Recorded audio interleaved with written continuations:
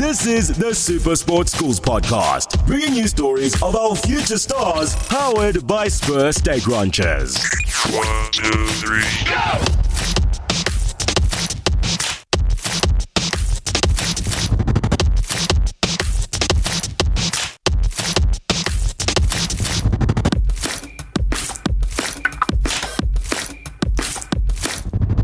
Hello and welcome to another episode of the Super Sports Schools podcast brought to you by Spur. It's a very exciting episode today because alongside me is the voice of South African rugby. This is it, South Africa. It's Matthew Pearce. Welcome to the show. Thanks, Alex. Good to be chatting. For me, it's probably one of the most exciting interviews I've got to do because my first involvement with Super Sports Schools was with commentary, and that's kind of where I'm now involved the least with all the things that I do at Super Sports Schools. But that's where it started, and I think compared to everything else, it's the most adrenaline-fueled thing that I've ever done. I want to find out, let's take it back. How did your journey in commentary start? And even before that with rugby? So the commentary journey, I think, can be traced back to 1978 when I was 8 years old. And not many of the people listening to this interview will remember anything called an LP, which stood for long playing record, vinyl. Yeah. I suppose vinyl is actually becoming back in vogue. Yes. A little bit. But I went to a church fete at my grandmother's church in Cape Town. And I was rummaging through a whole lot of bits and bobs, and I found an LP which contained one half of commentary, so 20 minutes on each side, of one of the test matches in the 1974 British Lions versus Springboks series in South Africa, the series that was won by the Lions. And it was the fourth test match at Ellis Park, and it was the second half of commentary. Still don't know what happened to the LP containing the first half. But with, I think, the 5 cents pocket money, go figure, that I had available to me, I bought this LP because I always loved sport, even as an 8-year-old. Anything to do with sport I would consume. And my dad tells me that I sat in his big armchair with this LP, which became repeatedly scratched, with his earphones on and just listening to this commentary. And then going out into the garden, sometimes with friends and sometimes, incredibly sadly, without friends, kicking a ball to myself and describing the action using the names of those 1974 Springboks and Lions. That is honestly, and my parents would look at this and say, this is a bit odd, but we'll let him be. He's in his own imaginary world. So, you know, with a tongue a little bit in the cheek, that's maybe where it started. And fast forward to my university days, where I was asked by a friend of mine to write some freelance articles for the local newspapers on club rugby and club cricket. I still to this day can't really get out of him why he asked me. He was doing it, and the editor of the newspaper asked him if he had any friends who'd like to do it. For some reason, he took me, and I started doing that. And this just ballooned into some freelance radio. And then I'd done quite a bit of radio, but mainly reporting, sort of 30-second reports, 1-minute reports for the likes of 702 and SABC Radio 2000. And then about a week before my 22nd birthday, I got a call from the head of sport at SABC and said, look, our regular rugby commentator at Newlands is unavailable. He's got a family engagement. Would you be able to do 80 minutes of live commentary? And I said, of course. You're 21. I mean, there's nothing you can't do. So on my 22nd birthday, I did what was then called the Lion Cup, quarterfinal, Western Province against Natal at Newlands. And the bug bit. And this was for radio? Radio. And continued to do a lot of radio, actually, all the way through 1995 Rugby World Cup.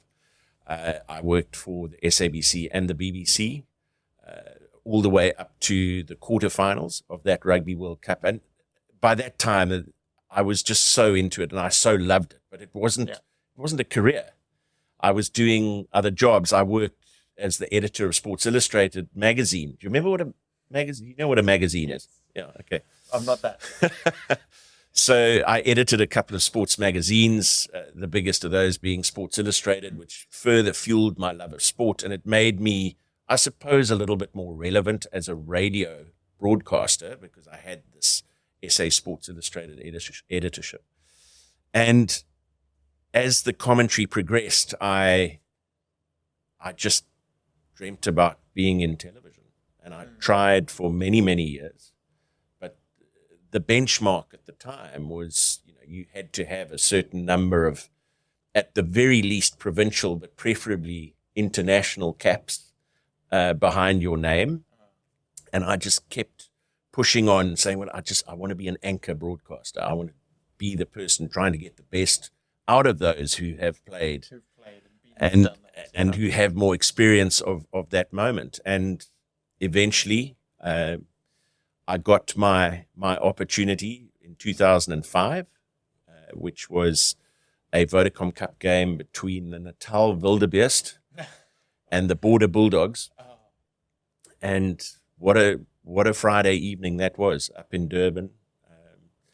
My first ever broadcast for SuperSport on rugby. And I'd actually got a call from the CEO who had a hand in arranging this for me. I think maybe because I'd been so persistent, he just thought, just to get rid of me, let's give him an opportunity. And he gave me a call and famously said, don't F it up. 19 years later, a bunch of World Cups, and it all started with radio, which is, I'm quite interested in that because a couple of years ago when we had Wales come here, it was, I think, the first time I consumed a whole series of rugby without watching any of the matches on TV. So I was deep in the Kruger for the first 2 test matches. I had to listen on radio, and literally we had to drive the car around the camp to try and get the signal for the radio. And it was in Afrikaans as well. So it's so fast. It's like a horse race. It's just intense, high-paced. Your heart's going to explode every second, even if they're just taking a water break. It's just because they're constantly speaking. And then to come into TV, who along the way mentored you, helped you? Who did you look up to, if anyone? How did you mold your craft? It's very interesting. My radio start was alongside somebody who is still to this day in radio. He's also done television, but on cricket, Neil Manthorpe. Yeah.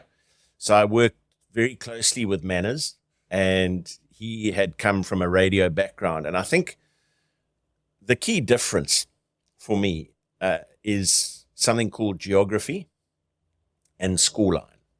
So let me explain geography. When you're doing radio, it's all too easy to forget that people are just listening and not seeing.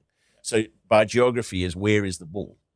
Where is this passage of play happening? And if it moves significantly, you need to tell people where the ball has moved to, whether it's halfway to 22, who is in possession. But even more importantly, what is the score? Yeah, because you can't see. Because you can go, in your excitement, you can go 3-4 minutes.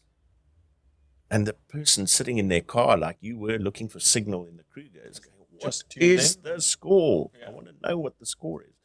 And same with cricket. I mean, I've often driven a couple of hours in my car, and I used to love listening to Test cricket in the Christmas holidays, driving away somewhere to meet up with my family on my own, hour and a half in the car, listening to a session of Test cricket. Bliss. But, sometimes you'd go an over. You say, what is the score? So score and geography, the 2 key things in radio.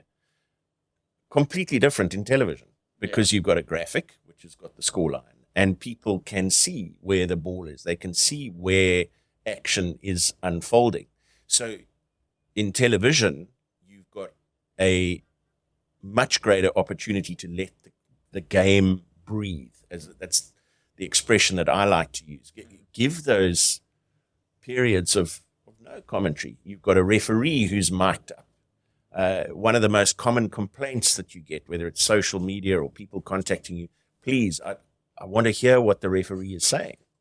Now, you get some referees who sound like they want to be in the commentary box. If you shut up every time the referee was speaking, you'd never speak because they're coaching at every ruck.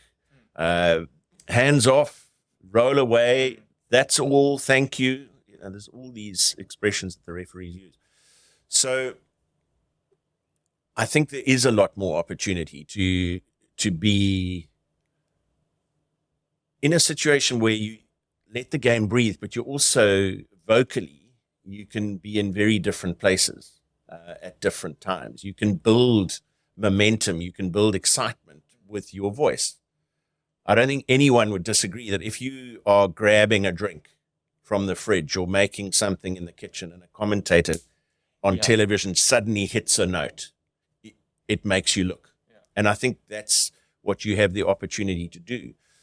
And there have been a number of people who I've admired. You think all the way back to Bill McLaren, who just came up with some of the most beautiful lines and was just blessed with this incredible voice. Yeah. But perhaps one of the greatest things I learned from Bill McLaren without ever engaging Bill McLaren, other than a fleeting moment in Edinburgh before he passed away, was something that was told to me by a member of the Villagers Rugby Club in Cape Town, Sevens team, that went to play in the Melrose Sevens, which was a famous Sevens tournament in Scotland. And they got to Scotland and the weather was filthy, and they had their first training session as Villagers in the pouring rain. And there was one person on the side of the field while Villagers had a training session a few hours after arriving in Scotland. And it was Bill McLaren in an overcoat and a waterproof hat and a notebook, and asking coaching staff and so on, who is that? And looking for identifiable features of that player. It just shows you the meticulous preparation, the attention to detail. And there's an old saying, fail to prepare and prepare to fail. I think it holds true in this line of work, perhaps more than any other. And I have a notes system that I use in commentary with different colored pens and so on. And it might look incredibly impressive and a whole lot of detail, but I can honestly say on a busy day, I might use 15% of what is there. But I know that I need it all just in case. And just by doing the work, things go into your head and you start developing storylines by doing the research and doing the background. So it's never time not well spent. So that preparation aspect is key. And Alex, I think vocally, it's an interesting one. Hugh Bladen, for me, you very graciously said the voice of South African rugby is with me here. Well, for me, Blades was always the voice of South African rugby. And there were certain things that he said that were just instantly recognizable. And I think that's something about being a commentator. You've got that quality of your voice that is undeniably you. And his word, unbelievable. I have tried, and you can go back into my archive, I have tried with every fiber not to say that word in commentary. I think I may have failed myself a couple of times because it's his word. I think nobody in rugby commentary uses that word like Hugh Bladen did. Yeah. So everybody, I think, crucially brings their own little bit of something to commentary. I don't think you should ever try and replicate someone else. Be uniquely you, because that's your only differentiator. And I think the preparation that you talk about there, obviously is something that I always find so interesting I think a way to look at it is if you did 100 pages of research in an entire match, you maybe are going to use a page of it. And I remember before the World Cup, when we kind of first met, we were talking about the quarterfinals and we were discussing who we might face and who might referee those matches. And I think we said that the 4 quarterfinal referees would be Wayne Barnes, Jaco Paper, Ben O'Keefe, and Matthew Raynell, which they were, but we had the matches a bit different. We thought we'd probably have Wayne Barnes refereeing us against France, which he did in 2022. And you mentioned if that happens, the scrums, there's going to be no penalties because he'll just let them play or reset and talk them through it. Turns out we had Ben O'Keefe for the quarterfinal and we had Wayne Barnes for the final. Not a single scrum penalty in the final against New Zealand. And that sort of attention to technical detail is something someone sitting at home might be like, okay, that's interesting, but I don't necessarily care. But when it builds into you, and like you said, you make those connections in your mind, then what you're able to deliver on the day is so much more impactful. How much preparation actually goes into a test match? Obviously, if now you've done so many, it kind of all builds up and helps, but the stories are constantly changing. There are new players, new circumstances, all of that. It's a fascinating question because I say this often, if you're doing a Springbok All Black test match, because there's so much familiarity with players and you've delved so deeply into the history of this fixture before, and a lot of that sticks, and you've had lived experiences touring New Zealand and so on. I often say there's no substitute for time in the game, and I mean that sincerely, and it might, I hope that doesn't deter a younger person from trying to get involved. But I really believe that the more lived experiences that you have, because there's also this psychological reality that in moments of high drama and high adrenaline, your recall is better. And I'd put that challenge to anyone just for a bit of fun. Where were you when South Africa won the 2023 Rugby World Cup? You will never forget, because it was a moment of, and that applies. Because I've had the privilege of being in so many of those moments. And so you instantly recall the circumstances around a famous victory or whatever. Far more difficult is when you get a game, for example, at Rugby World Cup in Bordeaux against Romania.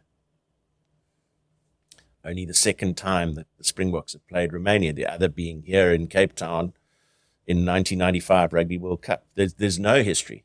There's one game. Yeah. So the extent of what you need to do becomes that much greater, because there isn't that instant recall. There isn't that level of natural player familiarity.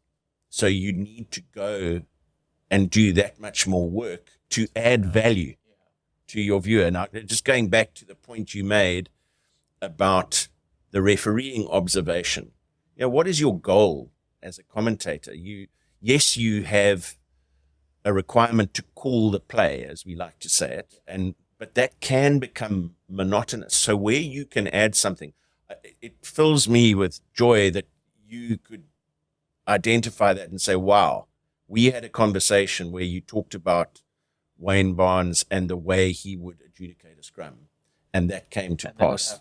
Super. And if I added a little bit of value there, then fantastic.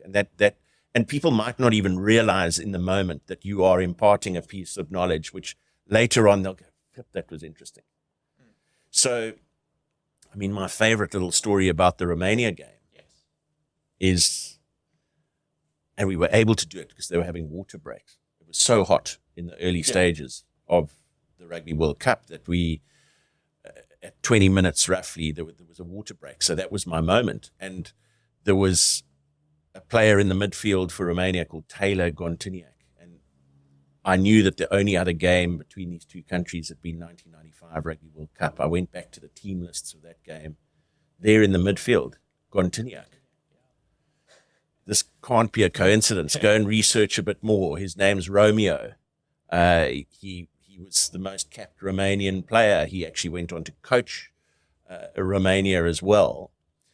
And to cut a long story short, in 1995, Romania got knocked out of the Rugby World Cup. He stayed on for a bit of a jolly, met a South African woman.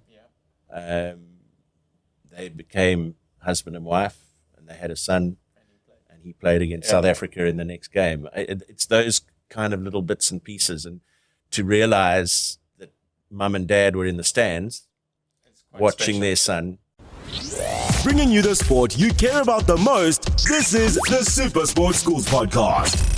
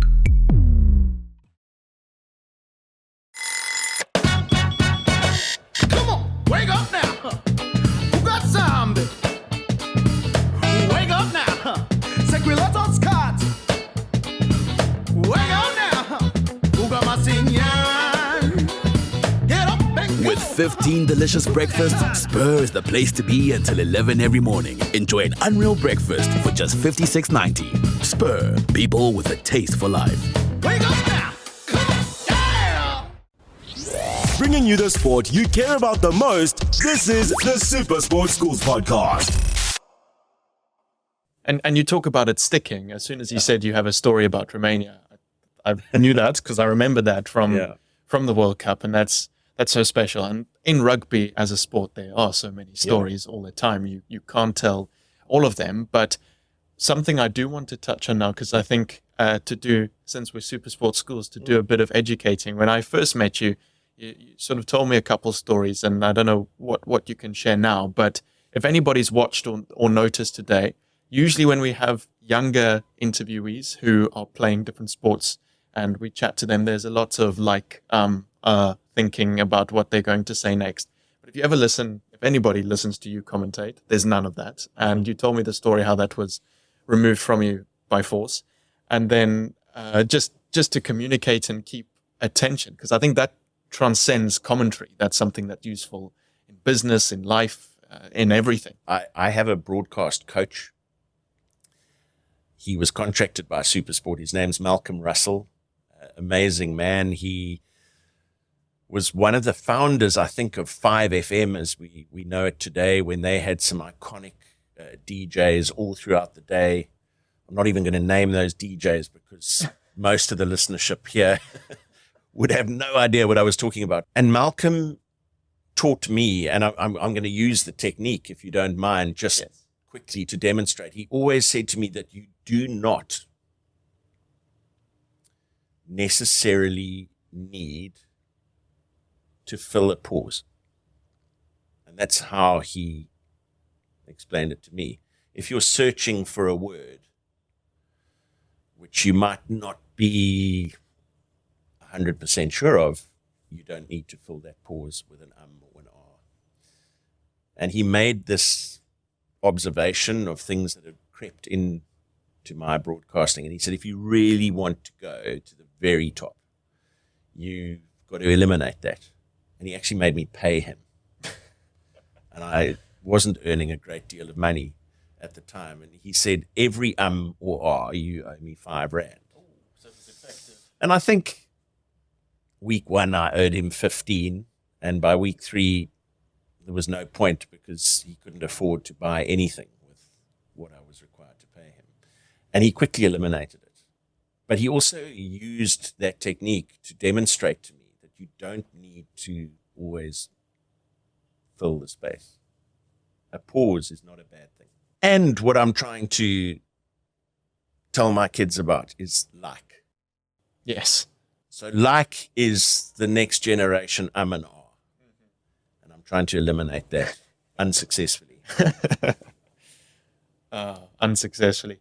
But then also about being able to hold someone's attention and to speak to an audience, because when you're talking on commentary for the Springboks, there's an enormous audience. But then at the same time, you've also done commentary, for example, for the Bish Bosh Derby, for Varsity Cup, where the audiences become more niche and smaller. And I think that's quite a rare thing where you can commentate a World Cup final and then also a Bish Bosh where there's far fewer people who even know that it exists. How do you adapt for the different audiences? Are you speaking to a specific person? Do you have someone in mind when you talk? How does that work? I think with the schoolboy rugby and to some extent Varsity Cup, you're definitely speaking to a more captive audience, a more niche audience, certainly. So, exactly. Yeah. So when it comes to the schools, again, research becomes important. And going down to a training session, I'll never forget the last time I did a Bish Bosh game. I went to Rondebosch the one day and Bishops the following day to their training sessions. And the feedback that I got on so many levels, from coaching staff who I just sat at the side of the field, perhaps were not involved in that particular drill, and I would just sit next to them on a bench and say, who is that? What are you trying to achieve here? The fact that we take that level of interest immediately motivates them. They say, wow, you really care about this broadcast. You care about what we're trying to do in this game. So that gets you good feedback straight away. And they appreciate the care that has been taken. And schoolboy rugby is hard. I mean, Alex, to be honest, across 20 years now in television, one of the hardest things you can do is Craven Week as a commentator, because generally you're doing 3 matches per day with 46 players per team, most of whom, the vast majority of whom, you have never set eyes on in your life. And it does get easier as the week wears on and you hopefully get the same provinces again, but they also have a squad number. They don't go 1 to 23, starting 15 and then reserves. You know, one day number 19 might start in the second row and number 20 might start on the flank. So you have all this knowledge to try and consume. The team sheets are often not released until an hour before kickoff. It's a tough gig, but what a place to learn. A word of encouragement for those who are engaging in super sport schools. What an incredible learning experience you're having. And do not underestimate the difficulty of the work that you are doing. If I circle back to New Zealand, South Africa, second nature. Player identification is second nature. Whereas an under 16 water polo game or an under 18 hockey game or a game of rugby between 2 schools that neither of which you've ever been to in your life, that is hard. But as hard as it may seem, understand the role that it is playing in shaping who you have the potential to be. I think what you sort of were mentioning there as well about the whole crew that's learning at Craven Week and how incredibly beneficial Super Sports Schools is for anybody who's learning is just the idea that there's so many more ways to be involved in sport than playing it. And just before we get to the quiz and wrap up the chat with you, a word on that, being involved in sport outside of playing sport, because that's something I talk about a lot on the show because I didn't get into any of this by necessarily being good at playing sport. So there is so much out there that you can do. There is, and my personal journey, I hope, is mildly interesting. I was rugby mad, but also cricket mad and squash mad and golf mad. I've just always been into sport, but I loved my rugby. And as a 15-year-old, I broke my leg on a rugby field in a tackle. And the doctor who set my leg said, you know, you are still growing and you can't play for 5 years. So 15 to 20. So you miss out on your final few years of schoolboy. You miss out on under 20. When I turned 20, I went straight down to the UCT Rugby Club and became more of a social member, but played 3 or 4 very happy years of club rugby. But I'd missed that crucial learning period of end of school and under 20. So I ended up playing hockey for the last 2-3 years of my school career and loved it.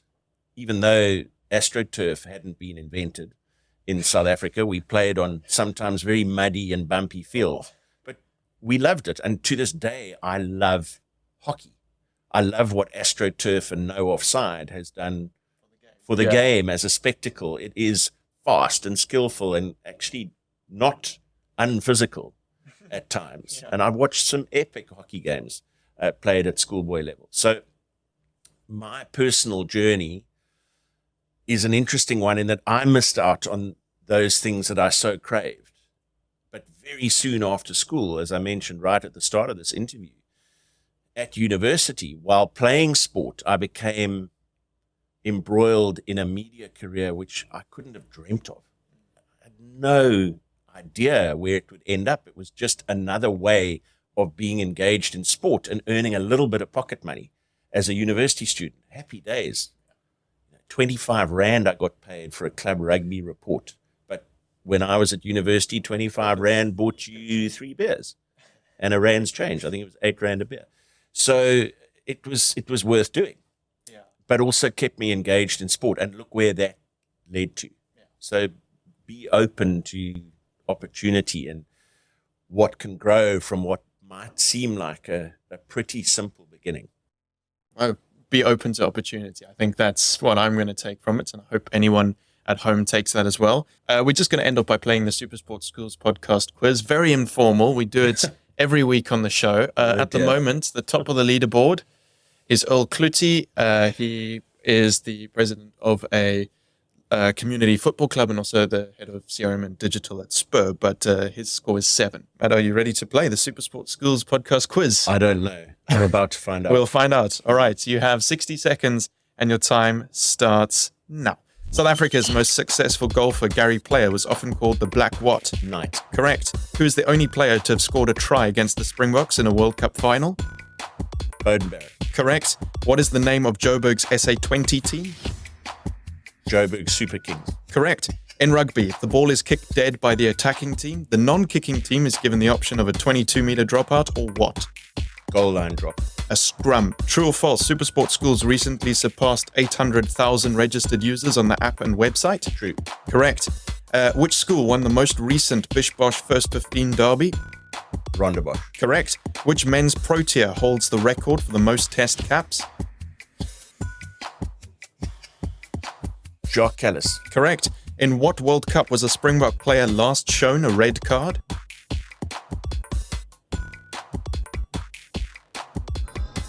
$1999. That's correct. True or false? A player from Maritzburg College has been in every single Springbok World Cup winning squad?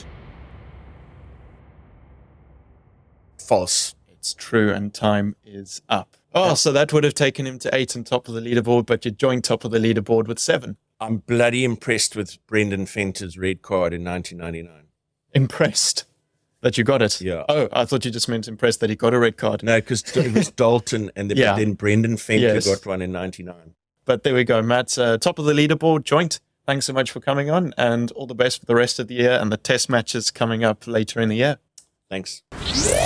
This has been the Super Sports Schools podcast, bringing you stories of our future stars, powered by Spur Steak Ranchers.